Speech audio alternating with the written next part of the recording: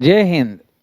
दोस्तों, आज मैं इस वीडियो में जो बताने जा रहा हूँ वो जनरल इंग्लिश जो राजस्थान पीसीएस में के मेन एग्ज़ाम में जो 80 मार्क्स के पूछे जाते हैं उसके बारे में मैं पूरे तरीके से सिलेबस का आपको जानकारी दूं, एक पैटर्न आपके सामने रखूं ताकि आप ये शुरू में ही समझ लें कि जो राजस्थान पीसीएस में जो मेन में इंग्लिश पूछा जाता है 80 मार्क्स का होता है।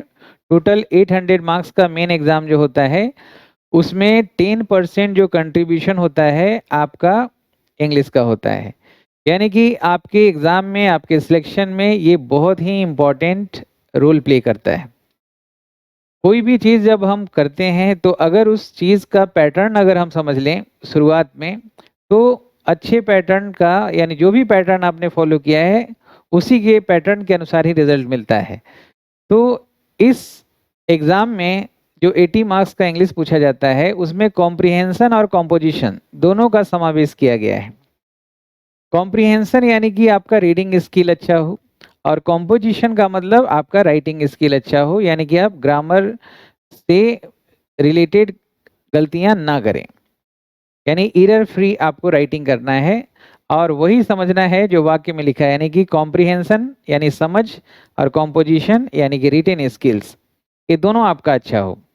इसके अलावा जो ग्रामेटिकल बहुत सारे टेक्निकल क्वेश्चंस होते हैं वो भी इस तरह से इसमें बनाया गया है कि आपका उसमें पूरा जो सेंटेंस पूछा जाता है आपका एरर का, उसको आपको फिर से लिखना होता है, रीराइट करना होता है। यानी कि कॉम्पोजिशन पे बहुत ज़्यादा फोकस है और कॉम्प्रिहेंशन पे फोकस है। तो इसको 3 सेक्शन में बांटेंगे। एक सेक्शन से 20 मार्क्स का पूछा जाता है और बाकी जो 2 सेक्शन है उससे 30-30 मार्क्स के पूछे जाते हैं। जो पहला सेक्शन है दोस्तों, इसमें आप देखेंगे कि 20 मार्क्स जो पूछे जाते हैं उसमें ग्रामर का बड़ा इंपॉर्टेंट रोल होता है। यानी कि इसमें आपका आर्टिकल्स है, यानी डिटरमिनर में ही आर्टिकल्स आ जाता है। आर्टिकल एंड डिटरमिनर्स जो लिखा हुआ है इसमें डिटरमिनर्स के अंदर में ही आर्टिकल्स आता है। जैसे देखिए हम हर पार्ट को बारी बारी से आपके सामने डिस्कस कर रहे हैं। जैसे पार्ट 1 जो है इसमें 20 मार्क्स के लिए जो आता है, एक्चुअली ये 20 मार्क्स ही आपका आगे का जो 60 मार्क्स का बेस तैयार करता है। इसमें ग्रामर के कुछ टॉपिक हैं और वोकेबलरी दोनों मिला के ये 20 मार्क्स इससे पूछे जाते हैं सेक्शन ए यानी पार्ट ए से। इसमें आपका जो ग्रामर का टॉपिक है वो डिटरमिनर्स मान लीजिए, आर्टिकल्स, डिटरमिनर्स, डिटरमिनर को ही आइडेंटिफाइंग और क्वांटिफाइंग 2 कैटेगरी में करके हम आपको बताएंगे बहुत डिटेल में इसका यूसेस। फिर टेंस और इसका सीक्वेंसेस। टेंस जो हम पढ़ते हैं वो सिर्फ इसलिए पढ़ते हैं कि आप कोई भी कार्य का कोई भी जो एक्शन है या अवस्था है या स्टेट ऑफ पोजीशन है उसके सही समय का जानकारी दिया जाए और कब कोई बात कोई एक्शन हुआ है उसके सही सीक्वेंस में रखने का हम पूरी तरीके से नॉलेज जो प्राप्त करते हैं वो एकमात्र टेंस में ही हम समझ पाते हैं। तो टेंस और मोडाल्स दोनों को हम एक साथ पढ़ेंगे और इसके बाद हम लोग प्रीपोजिशन और वॉइस नरेशन को हम लोग देखेंगे।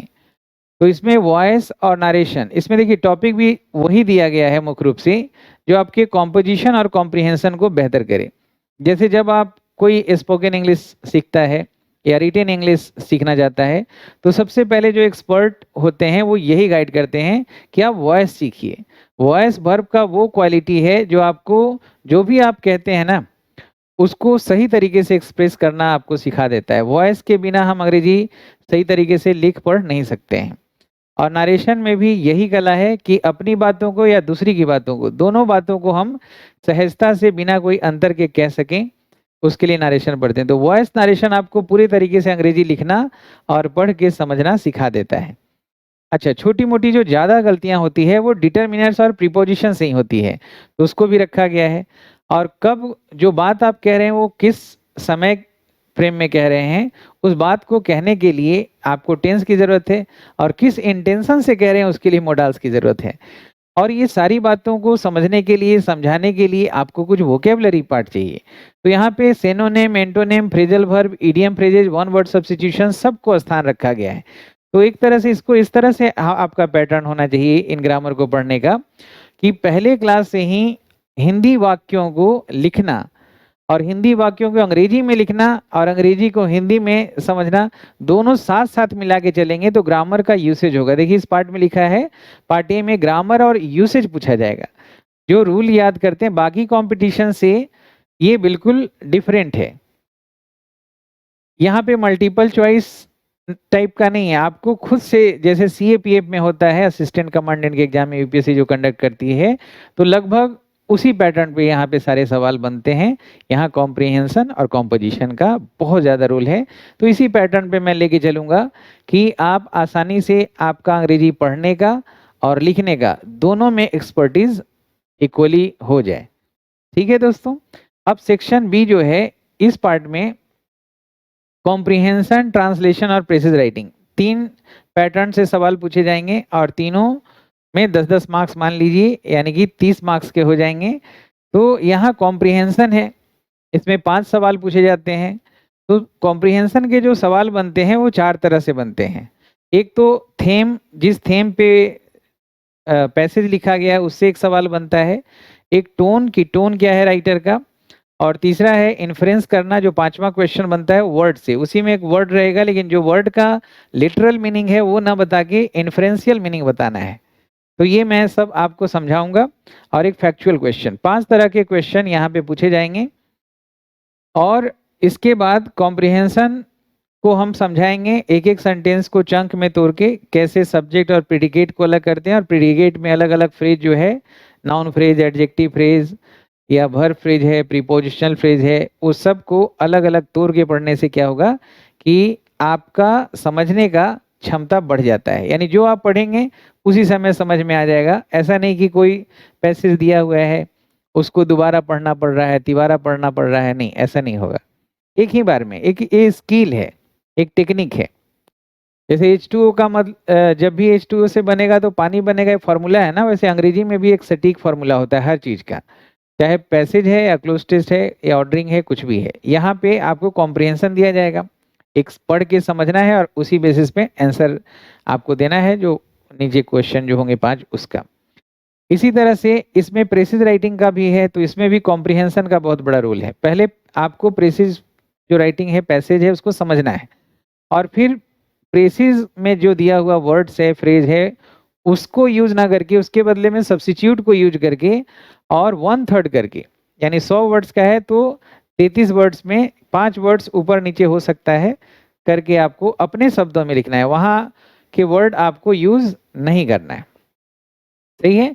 जैसे वहां अट्रैक्ट लिखा है तो आप कैप्टिवेट या स्पेल बाइंड लिखिए, मतलब सब्स्टिट्यूशन, वर्ड पावर आपका ठीक होना चाहिए, उसका हम शुरू से ख्याल रखेंगे। अगला है दोस्तों ट्रांसलेशन। 5 सेंटेंस है, तो ट्रांसलेशन के बेसिस पे ही आपको पूरा ग्रामर पढ़ाएंगे, ताकि ग्रामर जो आप पढ़ रहे हैं उसका यूसेज साथ साथ सीखें, मतलब लिखना पढ़ना एक साथ।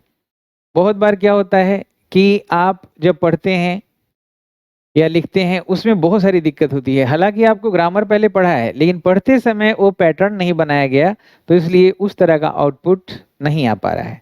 तो पढ़ते समय ही, हमने बोला ना कि कोई भी चीज आप शुरू करते हैं, कोई बिजनेस या कोई एफर्ट्स लगा रहे हैं, कोई काम कर रहे हैं, तो शुरुआत में ही उन चीजों के पैटर्न को समझने का कोशिश करना है, तो आपका रिजल्ट उसी के अनुकूल आएगा। आगे देखिए, इसके बाद ये जो 30 मार्क्स हो गए, 20 मार्क्स आपके हो गए एरर वगैरह से। फिर इसके बाद 30 मार्क्स में आता है आपका कॉम्पोजिशन। यहाँ पे राइटिंग पोर्शन है। राइटिंग पोर्शन तो ऑलमोस्ट तीनों सेक्शन में ही आपका राइटिंग ही है, यानी कॉम्पोजिशन पे ही आपका फोकस रहना चाहिए। ये एग्जाम बाकी एग्जाम से अलग है। अब यहाँ पे देखिए पैराग्राफ राइटिंग है, तो पैराग्राफ, आप कोई भी पैराग्राफ तभी लिख पाएंगे जब आपके पास जो ग्रामर आपके पास है और जो वोकेबलरी है उसको सही से एक साथ मिला के एक्सप्रेस करना है। तो यहाँ पे भी ट्रांसलेशन ही मान लीजिए कि जो पैराग्राफ दिया हुआ है उसके बारे में एक तो जानकारी होना चाहिए थोड़ी बहुत आपके पास, और उसको फिर इंग्लिश में कन्वर्ट करना है। तो एक छोटा सा पैराग्राफ है जो 200 वर्ड्स में आपको लिखना है, 10 मार्क्स का। फिर अगला जो है वो भी पैराग्राफ ही मानिए इसको। यहाँ एलोब्रेशन ऑफ द गिवन थीम है, थीम का मतलब कोई भी टॉपिक दे दिया गया। अब उसको पहले तो उस थीम को, उस टॉपिक को, उस विषय वस्तु को, उस क्रक्स को आपको डिटेल में डिफाइन करना होगा। डिफाइन करने के बाद जो मेन पार्ट आता है आगे, उसको फिर इलाबोरेट करना है।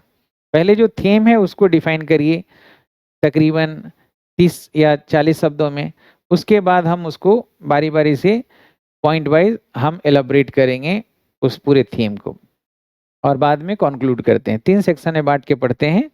लेटर राइटिंग में या रिपोर्ट राइटिंग जो होता है, इसमें फॉर्मेट का थोड़ा-सा फ़र्क होता है और इसमें यूएफएम क्या होता है, उसके बारे में भी मैं जानकारी दूँगा कि यूएफएम अनफेयर मीन्स से कैसे बचना है और साथ ही लेटर राइटिंग में फॉर्मल पूछा जाता है अभी तक राजस्थान पीसीएस में, लेकिन इनफॉर्मल लेटर के बारे में भी मैं जानकारी दूँगा, दोनों को मिला के और रिपोर्ट राइटिंग।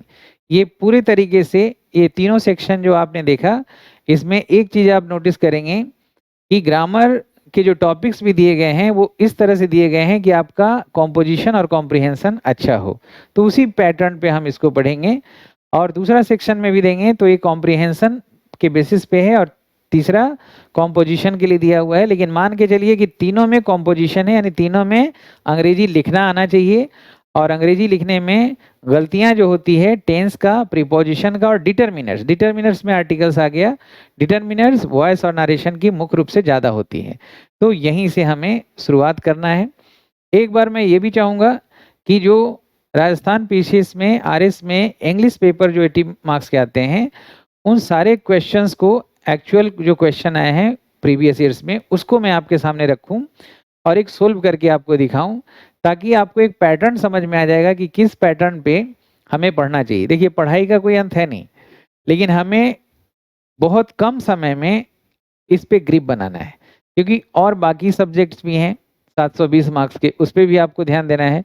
तो इसको किस कला से, किस युक्ति से, किस स्किल से इसको पढ़ा जाए, किस पैटर्न पे पढ़ा जाए कि हमारा समय भी बचे और रिजल्ट भी आए। हमें पंचवर्षीय योजना में ना पढ़ के बहुत ही कम समय में रिजल्ट प्राप्त करना है, लेकिन जितना उचित टाइम होगा उतना मैं ज़रूर लूँगा और आपको राजस्थान पीसीएस मेंस जो इंग्लिश मार्क्स यानी 10% इसका जो है कंट्रीब्यूशन है आपके मेन एग्ज़ाम में 800 में, इसको मैं आपको बहुत अच्छा कर दूँगा।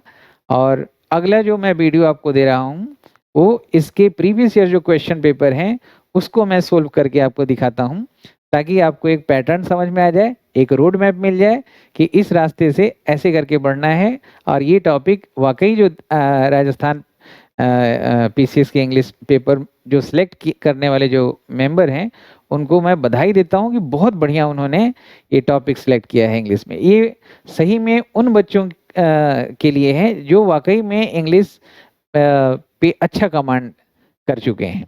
जिनका कमांड अच्छा नहीं होगा, वो यहाँ से मार्क्स भूल जाएँ, नहीं उठा पाएँगे, जिस हिसाब से ये पेपर तैयार किया गया है। तो उसी पैटर्न पे मैं आपको समझाऊँगा दोस्तों। अगला paper previous year question paper का सॉल्व करा के दूँगा। अपना ख्याल रखेंगे, हँसते रहें, मुस्कुराते रहें। जय हिंद, जय भारत।